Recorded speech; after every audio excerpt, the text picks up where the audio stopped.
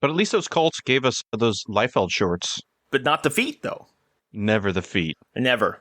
If they had the feet, they'd have pockets as well. Well, that's the thing, is they've never seen them, so they don't have any concept of them. Those feet are in a pocket universe. You ever dance with the devil in the pale moonlight?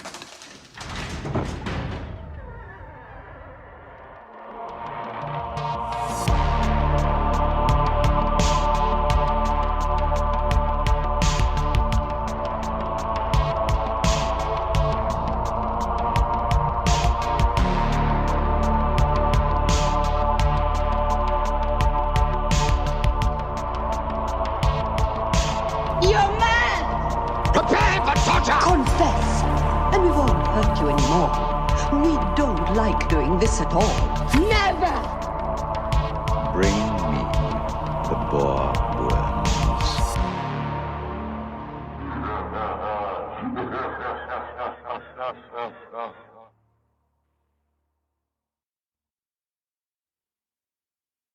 Welcome back to Dispatch Ajax. I'm Skip.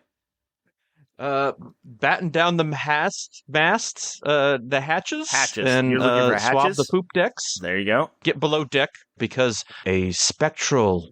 You've completely abandoned Voyager. the mizzen mast. I don't even know what a mizzen mast is, and I've read all of Moby Dick, so it should be in my old brain pan there. The funny thing is, there is a scene about this exact topic in Star Trek Generations, but we're not going to do that yet. Is that when they're inducting Worf? Yes, into when the... they give him the promotion, which makes him Commander Worf instead of Lieutenant Worf. Well, wouldn't he be Lieutenant Commander Worf? Well, technically, yes, but because they use Navy rules, if you are a Lieutenant Commander, you're referred to as Commander. Is that different than prison rules? Slightly? There is an overlap, though. Yeah, there's just as much... The Venn diagram does overlap. Right, there is just as much I'm not gay, but I'm having sex with a man sex. In the Navy. Exactly. In the original series, Spock technically was Lieutenant Commander Spock, but he was always called either Commander Spock or just, well, obviously Spock. When he was ever, referred to by rank, he was Commander Spock. Until Star Trek The Motion Picture, where he was obviously promoted. What is Will Riker? So he was a full commander. Oh, Commander. They use Navy rules in Star Trek, specifically. It's not like Battlestar, where they mix Navy and Army and Air Force. Mm-hmm. In Star Trek, they go enlisted. Miles O'Brien has a very good spiel about this in DS9. You know what? We probably don't have a ton of time. We don't, so let's not do this. that. We'll do that on a different one. So, spooky times. It's one of my favorite songs. Every time I go to Waffle House, I request that song on the jukebox. It's from the Spooptown Rats. Is that one of those Brian Setzer bands that I'm like, I'm over? Oh, no. It's an offshoot. No, it's one of those Jack White bands that he created at South by Southwest for like 10 minutes. It's called the Kooky Cats, parentheses, soliloquy in E minor. He always does names that are way cooler than that. They're lame, but they're cooler than that. Fine. If you don't like the name of the song that came up off the top of my dome 2 seconds ago, cut it out. Like David Coulier. You ought to know. That was good. You know what the funny thing was? I took my pill and I ate an old onion ring. It was sitting on the table.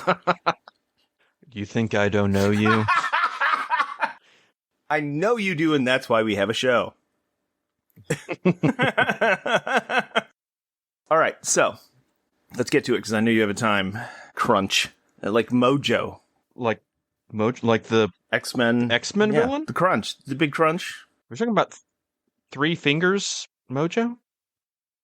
Is that the new Taco Bell item coming this fall? One of the big things was that he was right there butting up to the big crunch, which is supposed to be the antithesis of the Big Bang. In the game? Well, in the X-Men Sega Genesis game, yes, that was part of the thing, but in the story, too. I mean, that's where they got it from. Right there at the end of the universe. It was essentially like Douglas Adams, the restaurant at the end of the universe. That's essentially what Mojo's weird realm was until they decided it was a pocket universe or something. Okay. Well, look at Mojo the Big All right. Crunch. I promise, it's right there. I did. There's Mojo Big Crunch could refer to many things, most notably Moj Crunch, a line of collectible sensory toys. Oh, boy. I don't know what that is, but I'm going to find out. Well, Google is intentionally bad now. Sensory toy. You know. ASMR Crunchy Squishy Moj Surprise Opening Whispered. All right. Okay. All right, let's run with that one. Continue on with this episode that has nothing to do with Mojo or sensory crunches. Or the big crunch. Right. Let's start with a quote. This comes from... What? What were you going to say? Me? Oh, I thought you were going to say something. Sorry. Okay. Do you mean the other person on the podcast? Are you talking to Jim? Jim Lee? Is Jim Lee here? Can we do that?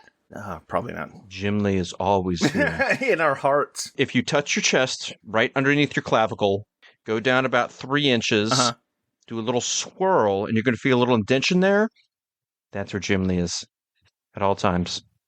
When you feel a pocket on a strap across your chest, that's how you know Jim Lee. But it gets real fine into the Liefeld territory. Right. Well, you have to evoke the right name. You're going to tip over. If you speak the ancient tongue backwards, then... Oh, you're in David Lynch territory. David Lynch, Jim Lee, Rob Liefeld, do you see a connection? 3 people that have never been in my kitchen. Sounds like a glitch in the Matrix to me. I've never seen them in the room at the same time. Case closed. I'm pretty sure we've seen Jim Lee and Rob Liefeld in the same room at the same time. But somewhere? Maybe. You know what? I mean, at some point, somewhere, someone probably did. Have I personally? I don't think so.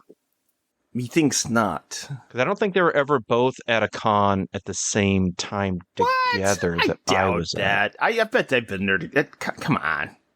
I bet they've been at Comic-Con. I don't think so. Comic-Con? Really? When I was there? I don't think so. I don't think they were both there. Not when you and I have been there, but it's just in general, yeah, 100%. My reality is only 10 feet in front of me, Oh, so... What a typical American you are. That's how I vote. That's how I pay my taxes. That's how I see other people of other races. That's exactly right. So, let's continue with this. Of course, I knocked my headphones out of my ear. That is number 3, if anyone's keeping count. That's the 3rd time so far. Yeah, well, they're wired and they're short. So, continue. Let's start with a quote here. Note how the ocean heaves and boils, swirling into towers, vortex coils, with hideous creatures at every base, bearing the haunting kraken's face. Great ghost ships groan from the mist, and balls of light form fast betwixt the horizon and the sea. Spray foam, save us all, and set sail for home. Now, could you do it again in Vincent Price voice? Oh, man, if I could. Appreciate that. Yeah, this is one of my favorite Creed songs. I skipped over the Jesus part. Can you take me deeper? 20,000 fathoms. So there are few things as mystifying, romantic, and also terrifying as the wine dark sea. For most of humankind's existence, the vast oceans have been seemingly unsurmountable challenge. And yet, a thing to be conquered at the same time, which you would think contradictory, but something sort of innate in human culture. Its very nature and our attempts to master its power inevitably leaves us with tales of raw mystery and humbling horror, or terror, which are 2 different things, by the way. There are many mythical tales of the sea and people's traversing the sea and how they personify those powers. And not just from the Greek or Roman with Neptune and Poseidon. There's also the westernized European tales of Davy Jones and Mother Carey, which are considered to be married. Mother Carey was considered to be the one who determined the veracity of the waves and the sea that would overcome you. And then Davy Jones, her husband, would be the one that oversaw what happened on your ship. He was the one that determined that kind of thing. I personally derive all of my nautical folklore from the movie Splash, but that's just me. Oh, you mean the documentary? Filmed in real time. You know what? Daryl Hannah's come a long way. Think about it. Think about it. Mother Carey is an interesting figure. It's something that like people in America really don't know a lot about, but in the UK and in a lot of Europe, Mother Carey is a figure, you know, that like she's the sort of like a manifestation, the personification of storms and turbulence, turmoil on the sea. Because this, one of the interesting things about this entire phenomenon when I was looking into it, and this is off the dome here, the oceans were something that man felt like he had to conquer. And at the same time, wasn't very good at doing. But, and also at the same time, very good at doing. It was something that, like, it's so overwhelming and so forces of nature that are so not only out of man's control, but also navigatable because of the human species, advanced, problem solving skills that felt like it was a challenge to overcome. And then doing so spread the human species around the world. And yet still seems overwhelming and massive. And so like early human species in almost every culture in the world has these myths. Well, every culture that actually deals with the ocean have myths and mythology that deals with the ocean being personified in these crazy, giant, overwhelming gods. When you deal with Greek and Roman mythology, Poseidon is right there on par with, basically everybody below Zeus.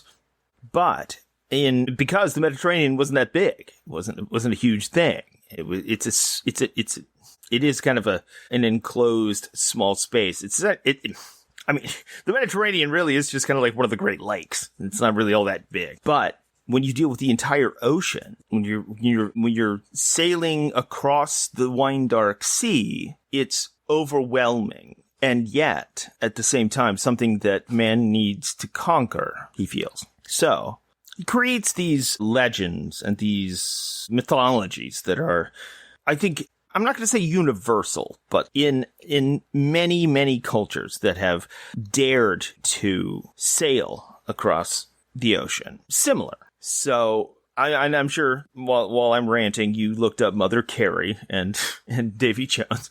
You, Jake, you. Oh, me. Sorry. I thought we were talking about the... I'm not pontificating. I'm talking to you. Yeah. It actually took me a little while to find Mother Carey. I found like the sea goddess Sedna from the Inuit people, otherwise known as Mother of the Deep, or Yoruba, the river goddess of the Yemaya. That's in diaspora, the Santeria and Candomblé. The Mother of All, which is like the ocean. It's like seen as like taking over everything and all that they are, surrounded by. Or even the Greek goddess Amphitrite. I actually don't really know. I think it's Amphitrite, I think. Amphitrite. Anyway, she's the wife of Poseidon and the queen of the sea. She's the mother of dolphins. There's also Thalassa, the very essence and personification of the sea in Greek mythology. I don't really know how both of those interact. But those came up before the Cornish sea hag Mother Carey, which does seem to be a bit more of a Euro-Western version of that personification of the sea. You could also trace that exact archetype to the goddess Ran from Norse or Germanic mythology. She was believed to be married to Jotun Eiger, which we could kind of pair with Davy Jones, and we'll get to what Davy Jones is here in a moment, but he's the king and personification of the sea, or Poseidon, and it was believed that those who died at sea would not go to Valhalla or hell, but instead be captured in Ron's net and belong to her. So we get a lot of this romantic idea of this calling of the sea, and then if you die at sea, it's because you were called there, not because you were an idiot. You know what I mean? Strangely, to get a little nerdy, which, I mean, this is this podcast, that What? reminds me, the Voyager episode where the half-Klingon engineer... B'Elanna Torres. Yes, she has this vision of her mother, who she kind of... mother kind of left her to be with her dad, and she dislikes her mother, but her mother's like trapped on this in-between, a paradise and a hellish existence that's just kind of stuck on this boat, on these choppy seas, kind of like on the River Styx in a way. Mm-hmm. Yep. Or it kind of feels like a Viking ship that's just constantly adrift at sea, that can never actually land. It's purgatory. Progress on with their journey. Yeah. In Star Trek, they very specifically do a really good job of combining, especially with Klingons, basically after the original series. They do a really good job of combining Viking mythology and Catholic mythology and, some Eastern mythology, actually. Yeah, I know exactly which episode you're talking about, where it's the Ship of the Dead. Ship of the Dead? No, I know, which is... I don't think that'll come up later. Oh, no, this won't come up at all here in a moment. So... But you're right, because there are also... Even in Norse mythology, you have a god named Njord, a sea god who is believed to calm the sea and wind, making it traversable for people to sail to whichever destination they sought, and helping fishermen with their bounty and a patron of sailors. These are kind of universal throughout all cultures that are seafaring. And these things all have really fun... I don't want to say fun. It's not a Tim and Eric episode. Fascinating? Intriguing? Yes, intriguing. Even entertaining?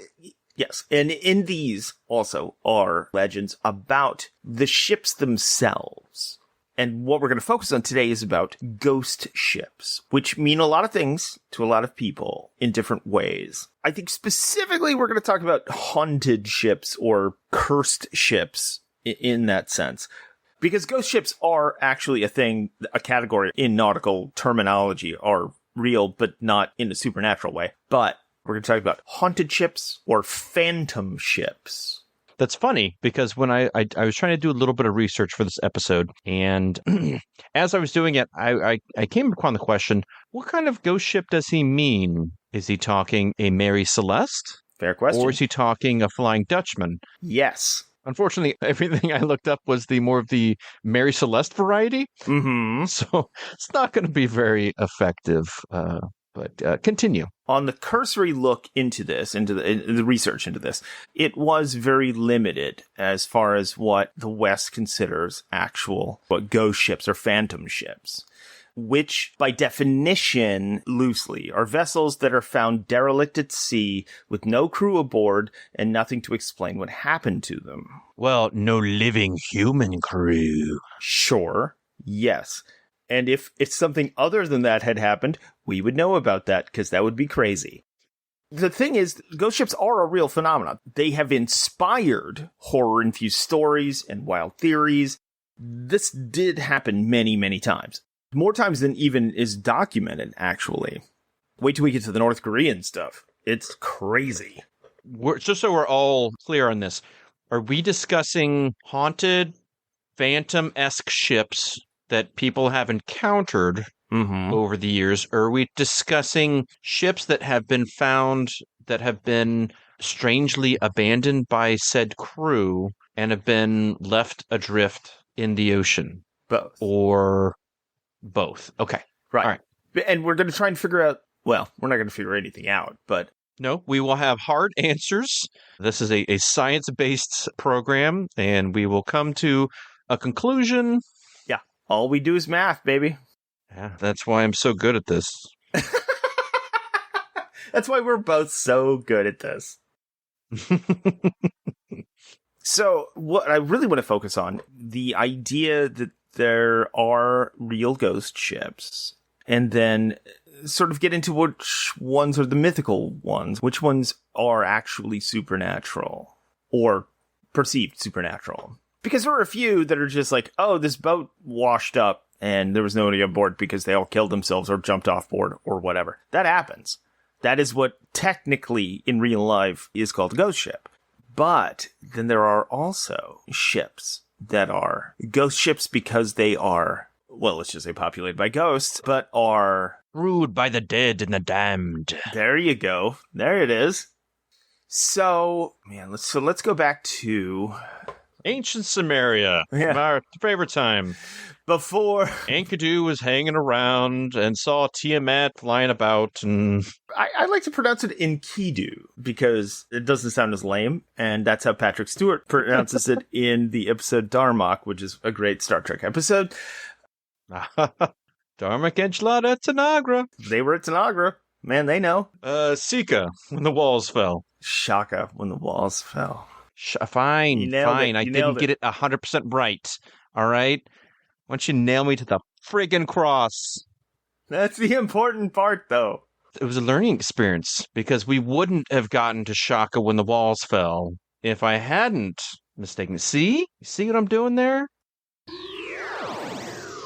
The most famous ghost ship, obviously, would be the Mary Celeste. It left New York in early November 1872, bound for Italy. It was a merchant brigantine, and then nothing was heard from it until it was spotted drifting alone with no crew in the Atlantic on December 5th of the same year. And if I remember right, there was still place settings for crew. Yes. So when they found it, many months after it had set out, no one was on board.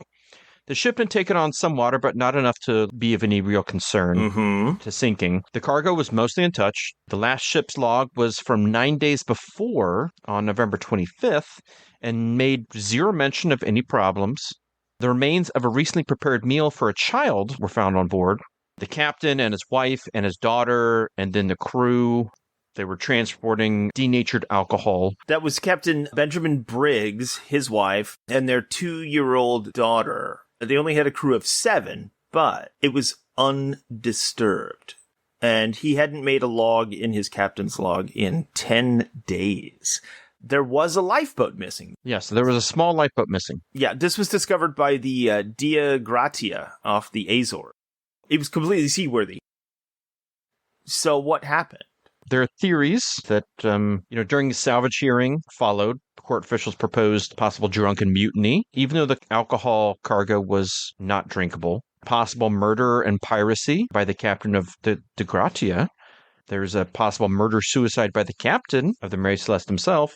And even possible an insurance scam cooked up by the 2 captains who were suspected to have been friends. But nobody really knows. Does this not smack of the Amityville Horror? How so? Well, this mysterious thing wrapped in sort of horror myth, though kind of explainable, and maybe a murder-suicide, maybe a famicide type thing, or maybe for money. That kind of mystery. Do we really know what happened there, even though it probably isn't supernatural, but maybe? I mean, I think you actually have physical evidence of murders taking place, and you have a suspect, that we believe did the thing, as opposed to this, where you have to come up with some type of connection, because essentially what we have is missing people and an abandoned boat, and you have to try to come up with a reason why. Now, maybe if it was just the husband and his wife and the daughter on the boat, the family, murder-suicide, that might. But you also had the crew on the boat, too. There didn't seem to be much that was missing, so they didn't, what monetarily is there to gain by leaving the boat adrift, all intact? There was one lifeboat missing, but one. Only one. And that's not going to carry everybody on board. Yeah. If the crew mutinied, what were they getting away with, and how would they do so unless they rendezvoused with another boat, which, I mean, that's really difficult to do. And what are they gaining? Because they didn't take anything. That's the real mystery there. I mean, if there were no lifeboats missing, it would be a real ghost story. But there's one, and that makes it a real human mystery. Yeah, but there are many books and documentaries that have researched and pontificated on the Mary Celeste over the years. It's not necessarily the first ghost ship, but it is an early famous one that has many heirs to title throughout the years after that. It's such a fascinating subject that it's sad that some of the most famous ones don't really fit into it as well as you'd want them to. But the SS Baychimo, or 10 years from 1921, when it came under the ownership of the Hudson's Bay Company, which, by the way, just went out of business after, like 375 years or whatever. The cargo ship SS Baychimo sailed across the Arctic Circle, carrying furs and goods from trading ports on Canada's north coast. In October 1931, it became trapped in pack ice, which, in the days of climate change, they don't have that much anymore, off the coast of Alaska.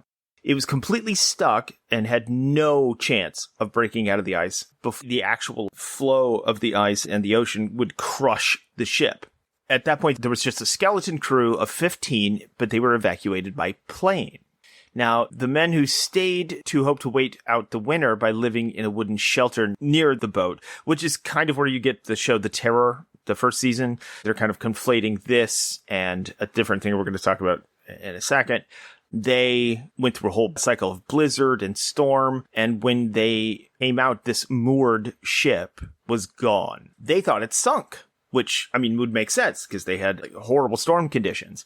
But in fact, the Baychimo was afloat, had somehow broken free of the ice, and had been spotted by local hunters. They tracked it down, retrieved its cargo, and then also just took the fuck off. Because what do they care? They thought it wasn't seaworthy anymore, and it would just sink. So they abandoned it. But it never did. And for decades, it was spotted all over the Arctic waters, just floating from place to place. Various people tried to board the vessel and maybe salvage salvage the ship itself, but they were never able to, mostly because the weather and the basic conditions of the Arctic at that point. And so it was never actually captured. The last confirmed sighting of it was in 1969. There have been rumored spottings of it ever since. Who knows if those are real?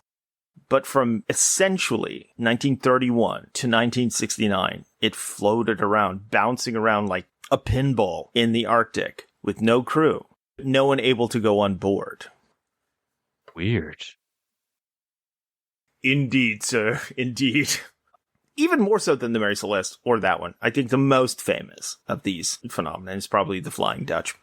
Well, isn't the Flying Dutchman a bit of the other type of ghost ship? Yes. So the Flying Dutchman is the other type of ghost ship, where it is probably apocryphal. It is definitely a legend. And it does have parallels in other cultures, in other mythology. It may or may not be real, but it does serve as warning to sailors as they traverse the sea. It's based on a myth. It was a warship unable to make port, and so it was doomed to sail the oceans for all time. And to see it is a portent of doom. It was first mentioned in literature in the late 1700s, often through thick mist and fog. It emerges.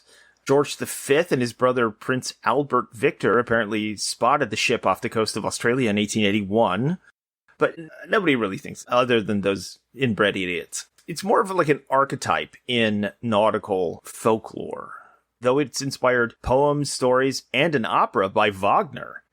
And, of course, is then later tied to the Western legends of Mother Carey and Davy Jones. Specifically, if this helps you, in the Pirates of the Caribbean movies, Davy Jones was the captain of the Flying Dutchman, yada, yada, yada. This is also something I think that inspired John Carpenter's The Fog a bit. This is an example of the mythological version of the ghost ship. And preying on the superstitious nature of sailors on the sea. Mm-hmm. If you happen to see the Flying Dutchman, it was thought of as an ill omen. Right, because signaling, oncoming disaster or gruesome death for whoever saw it. which is kind of the part of the myth of Mother Carey. If you saw certain seagulls at a certain time before disaster, they referred to them as Mother Carey's chickens or Mother Carey's birds, and that meant that there was incoming doom, and basically mythologizing actual weather patterns, or at least perceived weather patterns of the ocean, which is really, really typical with nautical folklore. It's Farmer's Almanac logic about the ocean. That's an example of the mythical side of it.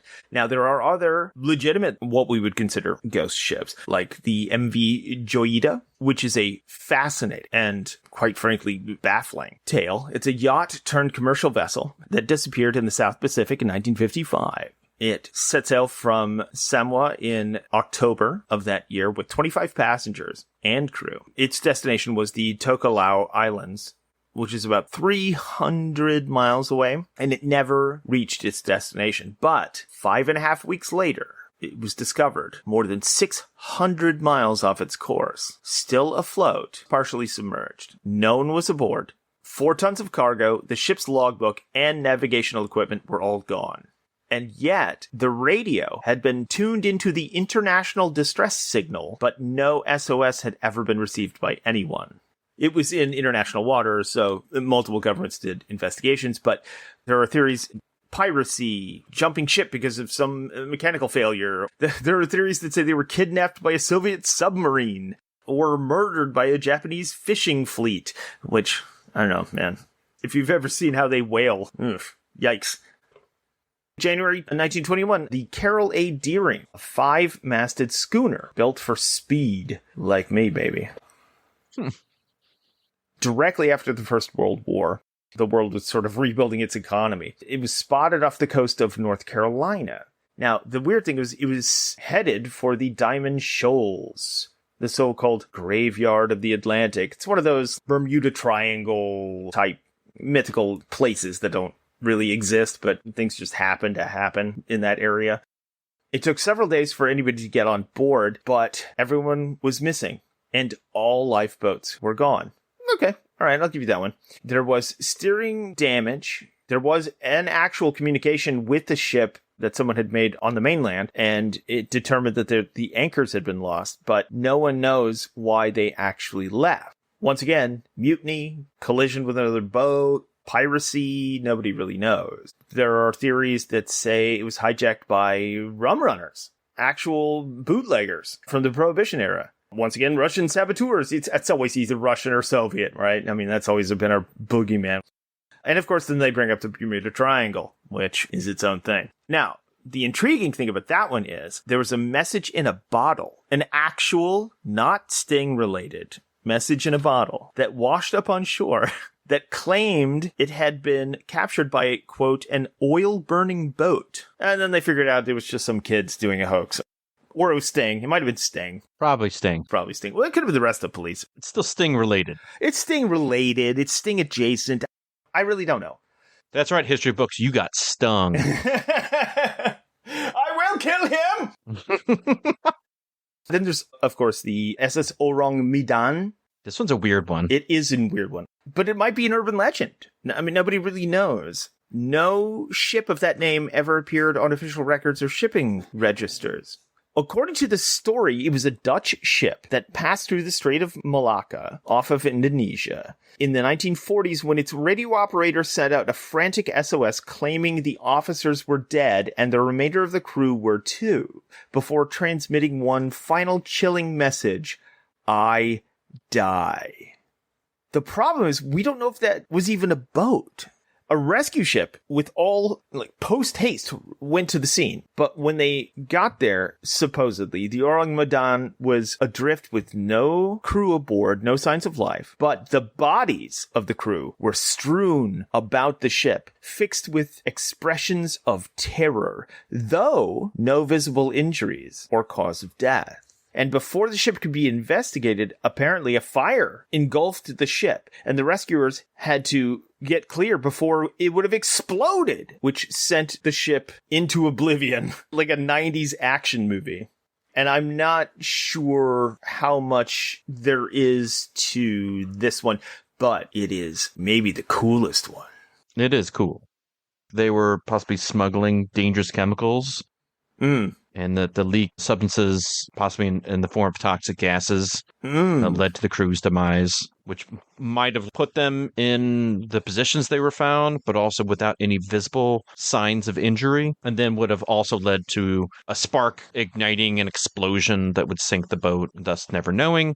Again, that's all hearsay. It's all speculation. We don't truly even know if this boat or this incident ever even occurred. happened. Yeah. So. I hate to do this again, but Star Trek is basically a naval, story. There is an episode of the original series which is essentially this, the Tholian Web, in which they discover the USS Defiant. They go on board. It's adrift. They go on board. All the crew are dead, splaying out, with looks of terror on their faces, and no one knows what happened. And as Kirk and Spock are trying to figure out what occurred, the ship is slowly drifting in and out of our reality, apparently. So eventually, instead of exploding, it disappears, and they have to get away from. I mean, it's literally the same story. I mean, and I'm pretty sure that's what I haven't looked it up. This is off the dome, but I'm pretty sure that's what they're drawing this from, is that story. And it's actually kind of a really pivotal story in Trek lore that people don't want to talk about, but I do. But real, true, mythical ghost stories. Yeah, it's one of those that blurs a line between this happened and their reports, and then they're like, urban myth and nautical legend. And that's where you kind of get, other stuff, where it blends. It's the combining of myth between a Mary Celeste and a Flying Dutchman, where there seems to be elements of both. Something like the SS Valencia. This was one of the most tragic maritime disasters in history. In 1906, this was a passenger steamship. Unfortunately, when it was sailing around the coast of Vancouver Island, it struck a reef and quickly began to sink. Over 100 passengers and crew died that day on that ship, with only a handful of survivors able to escape. But in the years that have followed, many fishermen and sailors have supposedly reported sightings of a ghost ship in the distance that resembled SS Valencia, complete with lifeboats full of skeletons drifting nearby. But that's one of a true ghost story coming from a real boat that did have a disaster, but it has led to a ghostly urban legend tale. Because being on the water, and this has happened for thousands of years, there's a lot of strange things that people report on the open waters and trying to make sense of things. And maybe there are ghost ships, maybe there are other mysterious things. And that's where we get legends of sea deities, of large creatures, of strange lights, weird fog, odd ocean and weather phenomenon surrounding possible sightings of things. And you try to make sense, especially the less you know. 70% of the planet is covered by the ocean. Only if you're using math, though. Oh, and I believe in that Arabic shit. All math is created by it. Anyway, a vast majority of the planet is covered by the ocean, which is intimidating and overwhelming. And yet man has this weird, and by man I mean humankind, it has this proclivity to try and conquer that which it doesn't already have domain.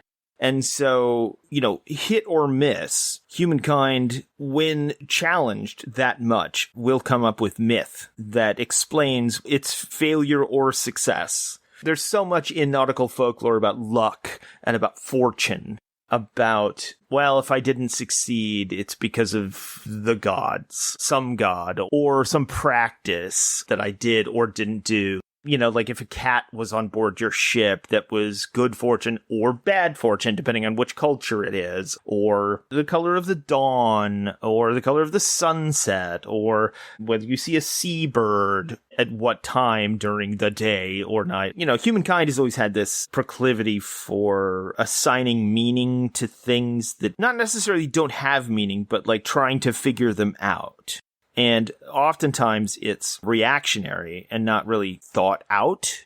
But I don't think there's anything that is more symbolic of this than nautical folklore. Even just the fish story. Somebody telling a fish tale. Look at Jaws, or like the story that's set in fucking New England, or The Loch Ness Monster, all these things that are exaggerated ideas of what you saw or what you did or where you were that explain whether you failed to conquer your goal or not. It's such a vast thing that overwhelms mankind that they have to explain their successes or failures through metaphor or sometimes excuses, to be honest. Yeah. Many of these ships and tales are just like stories in the Bible, where they are apocryphal stories that try to send a message of how to live your life and what to do, whether that is something like the Flying Dutchman, which in most popular accounts, the Captain Van der Decken, as he was trying to get around the Cape of Good Hope during a ferocious storm, supposedly rashly pledged his undying fealty to God or possibly the devil, and in this rash action doomed and condemned him and his mate and his ship to sail on forever, unable to find safe harbor, kind of giving you an idea of, don't make such rash decisions. Or you have the story of the Lady Lavabond or Luvabond. This is the legendary schooner alleged to have wrecked on the Goodwin Sands off the Kent coast, southeast of England, on February 13th, 1748, and supposedly is said to reappear there every 50 years as a ghost ship. Although there are no records of the ship or its supposed sinking. But the story goes that the ship was at sea on February 13th because her captain, Simon Reed, possibly Simon Peel, had just been married and was celebrating with a cruise. According to several accounts, they were heading to Portugal. Despite the long-standing sailor's superstition that it was bad luck to bring a woman on board, Reed had brought his bride, Annetta, with him on the ship. And according to legend, the first mate, John Rivers, an apt name, a rival for the hand of the captain's young wife, Annetta, was pacing on the decks in jealous anger. And while the captain, his wife, and their guest were celebrating the marriage below deck, the first mate seized in a fit of jealous rage, casually drawing a heavy club-like belaying pin from the rail. The mate walked softly up behind the crew member at the wheel and struck him dead with one crushing blow. Rivers then seized the wheel and steered the ship onto the treacherous Goodwin Sands, killing everyone aboard. And supposedly, the first time it was the phantom version of the Lady Lavabond, was on February 13th, 1788, and recorded by two ships, the Edinburgh, and it doesn't say what the other ship was, so who knows? That's the nice recounting of the tale there. The Goodwin Sands are England's most fertile grounds for ghost ships and are also location of other legendary island of Lomea. The Lady Lavabond shares the area with two other phantom vessels, a liner called the SS Montrose and the Shrewsbury, which was a man of war. But again, it's a legend that then tells sailors maybe this is not something you should do. The myth of having a woman on board would lead to problems and thus disaster during a maritime scenario. Same thing as if you were reading the Bible, in something Leviticus where it's like, hey, don't eat pork, or don't sow two crops near each other. These were things to help people avoid disease or famine, but are later codified into a practice and a belief system that far outlasts and outpaces the nugget of wisdom that it meant to house and sustain hundreds of years ago. You've sort of nailed something on the head there. That's absolutely true, especially when, society, technology, practices even surpass the need for those legends. That's when they become folklore. When they're not needed anymore, they're considered myth. There are legends in certain European cultures where it's like a swamp hag is going to grab you if you lean too close to the water after dark or whatever. It's like, well, that's what parents told their kids so their kids wouldn't fucking fall into the fucking river or whatever, like when they were being attended to. I mean, that's the same thing. In a modern sense, in a more, I'd say, nihilistic sense, the modern legend of the candy bars with razor blades or needles in them or whatever at Halloween. That's based on some other cultural bullshit that didn't really happen. But it's the same idea. Yeah. And you can find out more of that stuff in our Urban Legends episode. Boom. Nice drop. Way back when. We did do that. The idea of cautionary tale, that is part and parcel with that entire thing. In ancient sailing times, probably having a woman, especially a solitary woman on board, with a crew at sea of swarthy men, horny, lonely for men. months on end, that probably would lead to problems. Probably not in the form of divine retribution, but there's a difference between it's a good idea not to do this and we should develop a mythos behind not doing it. Well, right. Just on its surface, that one's pretty easy. It's like, what are those dudes going to do? They're not going to be like, man, I'm going to reevaluate who I am as a person. Right? They're going to be like, well, we shouldn't have brought that bitch on board, huh? Right? I mean, that's what they're going to do. Yeah. And so that becomes this legend, 100%. And then it becomes romantic. Then they're like, we should never have a woman on board. She's a portent of bad things to come or whatever. Or you could have just not been an asshole collectively, but you're not going to re-examine that. There's no introspection going on there. No, and it's probably a good idea to just take away any possibility of something bad happening. True. Just say that they're bad luck and just don't have them on board so you don't have to, I don't know, worry about, the sexual violence and jealousy and mutiny and things that might not go well on a ship. The ghost ship of New Haven. It's where the settlers of New Haven collectively saw a vision of a ghost ship in the aftermath of a storm. A guy named Theophilus Eaton, Stephen Goodyear, and various merchants commissioned the construction of a 150-ton ship in Rhode Island. Its maiden voyage was rocky. In the winter of 1647, it was unusually cold and the water had frozen over. They hacked the ice with axes and saws for 3 miles to create a channel so they could bring the ship up through the Long Island Sound. But even after that ship was freed from the ice, it still had to be towed. And then when they saw how gross the ship had gotten and how awful the whole situation was, the Reverend John Davenport, who apparently was sort of like the patriarch of that town, is to have said, quote, "Lord, if thy pleasure to bury these our friends in the bottom of the sea, they are thine. Save them." So they did it anyway, and the ship sailed for England with a cargo that included wheat, peas, various furs, and, of course, writings from the aforementioned Davenport and Thomas Hooker. The following spring, no news of the ship had reached the colony. The settlers began to think of it as lost. And in June, a thunderstorm came from the northwest. An hour before sunset, the colonists saw a vision of a ship in the sky. The ship sailed against the wind with full sails for half an hour. Spectators had a detailed view of the ship and watched as it gradually vanished from mast to hull, leaving a cloud of smoke, which soon dissipated. And the settlers concluded that their prayers had been answered and God had given them a vision of their ship's fate. This is all recounted by Reverend James Pierpont in, oh boy, Cotton Mather's Magnalia Christi Americana. And boy, Cotton, we should do a whole episode on Cotton Mather. Ufologists claimed that this is actually a UFO sighting. This was included in Henry Wadsworth Longfellow's 1858 poem, The Phantom Ship. So this is well documented. It's another one of those, a bunch of people saw something weird, like the Arizona Lights or what have you, and then they didn't know what to think of it. Oh, that ship was missing. Maybe it was that, I imagine. That brings up a lot of other questions, like, what was it? Was it that ship? Nobody knows. A lot of ghost ships are literally just ships that people find that are just sort of abandoned, just floating out there.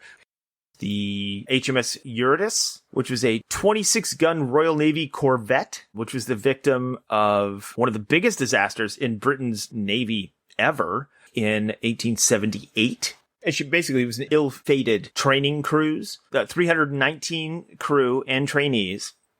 Only 2 lived. Jesus. Yeah. Okay, so this is fascinating. Essentially what happened with this one was it was found adrift, and it had capsized near the Isle of Wight. This is from a weather report in the Midland Naturalist. The violent but brief atmospheric disturbance, which was the cause of the catastrophe, appears to have advanced from the northwest and reached the north of England about 10 a.m., taking a southeasterly course. Snow began to fall at Leicester about 1:45 and was followed by a strong gusty wind, but in an hour all was over. The situation of the Eurydice, but a short distance of the southeastern high cliffs, behind which chalk downs rise to a height of 800 or 900 feet, will sufficiently explain the way in which the squall took the vessel by surprise. The vessel was screened from it until it burst into a steep slope of the land in full fury. It basically wrecked at the Isle of Wight. 2 of the ship's 319 crew and trainees survived, most of which were not carried down with the ship but died of exposure in freezing waters. One of the witnesses to the disaster was Winston Churchill. How so? He was a toddler who was living in Ventnor with his family at the time and basically looking over the cliff, and they saw the thing wreck. Wild. Yeah. This one is interesting. This one is listed in this because it had multiple disasters. Like, it wrecked more than once and killed almost all of its crew, including 281 lives the second time it voyaged out. So that's real fun. You can get into maritime disasters. This is a varied and diverse topic, but we're just talking about the West. Briefly, let's get into the East. Every year, dozens of empty vessels from North Korea wash up on Japanese shores. I did come across as this was weird. It deserves its own thing, almost.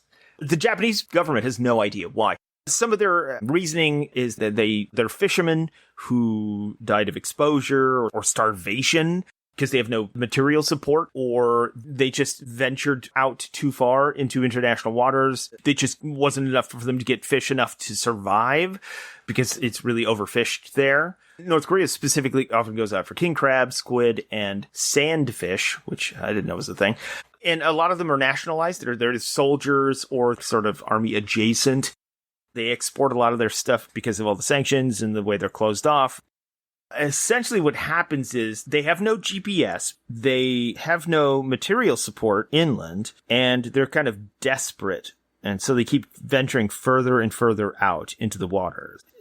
Inevitably, they fail and they die. The crazy thing is that they just disappear. The crew are just gone.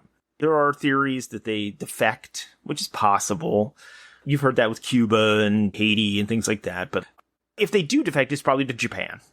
Then there's the Ryu Unmaru, not the Kobayashi Maru, but the Ryu Unmaru, which is a Japanese fishing boat that was washed away from its mooring at Emorari Prefecture in March 2011 because of an earthquake and tsunami. It was spotted a year later by the Royal Canadian Air Force, about 150 nautical miles off the coast of British Columbia. It entered U.S. waters, hilariously on April Fool's Day, 2012, after salvage attempts failed. They just sunk it. The Coast Guard sunk it on April 5th to prevent it from becoming a, quote, hazard to navigation.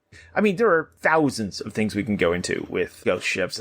Basically, anything that, and we didn't even get into a lot of the Soviet or Russian ones. There was a U-boat during World War I, the SM UB-65, who went on 6 war patrols, sank 6 merchant ships, and sank the British sloop, HMS Arbutus. It was lost off of Padstow, Cornwall, on or after the 14th of July, Bastille Day, 1918, where all crew was on board. But there were reports that had been seen in other places. There was question whether or not that was the real ship. The ocean is so mysterious and so deep and so dark. How many fucking Twilight Zone episodes are about this? And how many military things do we not even know about where they just don't They don't say anything. I mean, I'm sure a lot of these submarines go missing and we just never know or hear about because they're meant to be clandestine. That's their entire role. Yeah, I mean, my dad still claims to this day that he was on vacation with his family. They were in, like, I don't know, somewhere in the Southwest. You know, they went to a famous lake, and that they were there just sort of like taking it all in, and a submarine out of nowhere just came up out of the water in a place where it shouldn't have been. You know what I mean? Sort of an Area 51 type, like, scenario. Is this one of those, there's a passage in this lake, the underground? I think what he was getting at... Because how else is it going to get there? I think it was just like being tested in the middle of the desert, because that's what the U.S. did. Gotcha. And they fucking put it in there because they thought no one was there and it was really deep. And they were like, we're going to test this nuclear submarine or whatever. And of course, that kind of thing sparks legend and myth. When you see things like that, especially when you're a kid, of course that's going to spark that kind of thing. Oh, let's not forget the Yongyu Sing number 18, which is a Taiwanese fishing vessel, was found adrift and unoccupied near the Midway Atoll after losing contact. The Taiwanese government claimed that it was due to a weather event. It was a tuna fishing vessel built in 2001. It carried a crew of 15. And it well documented on January 2nd, 2021. The entire crew was gone. This is an official report by the U.S. Coast Guard. A lifeboat was missing, as were all, at that point, 10 crew. It seemed to be damaged by what looked like a collision. 9 of the crew members were Indonesian, and the captain was Taiwanese. There was no signs of physical altercations, blood, or explosions, they said. Structural damages found on the hull, indicating the boat underwent strong wind waves and multiple directions. Here's where it gets weird. In July 2025, 2 workers on a day trip to the Aran Islands, Ireland, reported the discovery of a message in a bottle written in Indonesian, requesting help on behalf of 3 stranded crew members of the Yu Sing number 18. The message stated that the crew had been lost since December 2020 and cited the name of the ship's captain.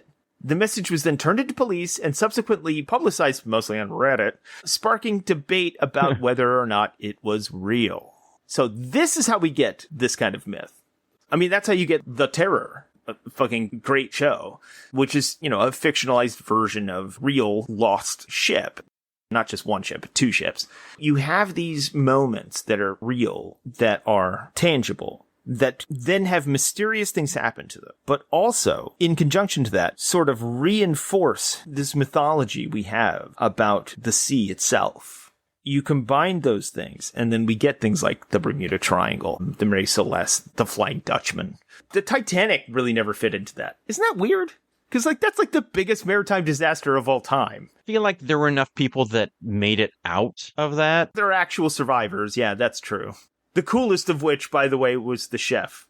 The chef? Oh, yeah. So the chef was a notorious drunk, an epic alcoholic. The reason he survived was because his blood alcohol level was so fucking high that he didn't freeze in the waters of the Atlantic. Crazily, in a 1 in a bajillion scenario, survived another maritime disaster because his blood alcohol was so high.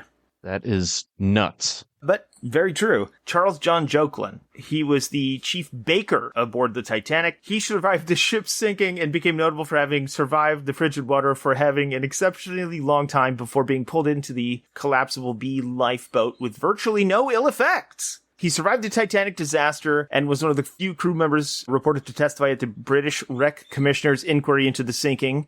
He's portrayed in at least 2 movies, in A Night to Remember and in Titanic. He was portrayed by Chris Parnell in the 4th season premiere of Drunk History in 2016. All right. There's also a concept of the metaphysical ghost ship in writing and poetry and in literature, where the ghost ship represents the vessel that we wish we had but didn't exist, or the thing that left us behind on the shore. There's a lot to that, on top of already the sort of romanticized maritime language that we already use, and mythology we already use. And we haven't even gotten into the movies, like Ghost Ship. I'm not going to say good, but at least watchable movies, which does have the most brutal opening sequence of any horror movie I think anybody's ever seen. Pretty awesome, honestly. It is awesome. It's a Final Destination meets Saw kind of opening. Yeah, the biggest body count, I think, of any opening horror movie ever. Yeah. Brutal. And they show everything. Quite frankly, there aren't a lot of good movies about this topic. There's Carpenter's The Fog, which is great. It's not as much about the ship as it is the town. You have things like Triangle, but that's more about time travel. Mm-hmm. There's a great X-Files episode about this, where they sort of travel back in time onto a ship. I don't think it's a Titanic specifically, but it's that kind of ship. Yeah, we're not even getting to something like the Philadelphia Experiment. Oh, man. We could do a whole episode just on that. Or the Final Countdown. Yeah, Europe does need its whole episode. That is a good movie. It's been a long time. Some of this is that they're just ships. It's no longer a prevalent way to travel or something that for most people they interact with. It's just for kind of fishermen. You have the few rich people who travel, or the people that live in places that boats they have easy access to. But it's just not a prevalent thing anymore, the way that I think it used to be. Especially when it was like your modus operandi to get any long distance. Yeah. Which is sad because it's actually a better and cleaner way of traveling than flying, but it does take longer. People don't like that too much. Yeah, convenience. The whole concept of the ghost ship is the spooky mystery of the ocean and the open water itself. Mm-hmm. You transfix that to a physical mode of transportation or recreation or workplace, and it does take on that creepy feel. And especially when you have these real life incidences that can't be explained, that we only have to question and wonder about, it leads to that eerie sense of the unknown and the inexplicable. Like fog itself. You can't see through it. You don't know what's in there, but you know things are there. I think it's part of the mythos. It's such a romantic mythos. It's such a romantic idea. And it's because the oceans are so vast and so overwhelming and so powerful that man, who thinks that they've mastered the natural world and somehow does manage to navigate the oceans, is still also at the same time overwhelmed and often defeated by such an overwhelming force that it creates this mythology, which is in and of itself its own complicated issue. I think that's kind of the heart of the whole thing, the heart of the ocean. What's that stupid thing in Titanic called? I've never seen Titanic, so I don't know. What? Are you kidding me? I kid you not. I don't even like that movie, and I've seen it like 1,000 times because my dad loves that shit, so I don't know. Well, it's one of those things where it's like I've seen so many bits of it. I never wanted to see it, and so I kind of avoided it. And now it's a badge of honor kind of thing of saying I've never seen Titanic. Oh, yeah. Well, I'm with you on some of that. And until not too long ago, I had never seen Top Gun for the same reason. I mean, from what I've seen of Titanic, and I've seen Top Gun many times, I'd much rather see Top Gun again. I know. That's some sweaty homoerotic action. Sage wisdom. Sage wisdom. If you wouldn't mind liking and subscribing, preferably on Apple Podcasts, because that's the best way for us to be seen and heard. It is the way the algorithms work, not the eurythmics, but the algorithms. The eurythmics work in a completely different fashion. I've seen broken down mechanically. We would really appreciate it. So please make sure you do that. And thank you for joining us, as always, because usually it was just Jake and I screaming at the wall or each other. So having an audience means a lot. Why don't you broadcast it? Well, you look like a tourist. Skip, put that away. So we're flipping and reversing it? Yeah. Okay. Well, we do really appreciate that. And we do appreciate you tuning in. Every person that listens is now our best friend. And we're probably going to stalk you online or call you constantly, asking you in the middle of the night why you don't love us anymore, which is probably going to happen. So, Jake, what should they do in the interim between those events? If they could kindly clean up after themselves to some reasonable degree, tip their bar staff, their waiters, the wait staff, their DJs, KJs, AJs, BJs. If they also need to tip their captain, got to get you home safely. Otherwise, you might end up part of a ghost ship yourself. But until that creepy day comes, we would all like to say, Godspeed, fair wizard. I got nothing. I'm Jake. Well, fuck me then. Please, go away.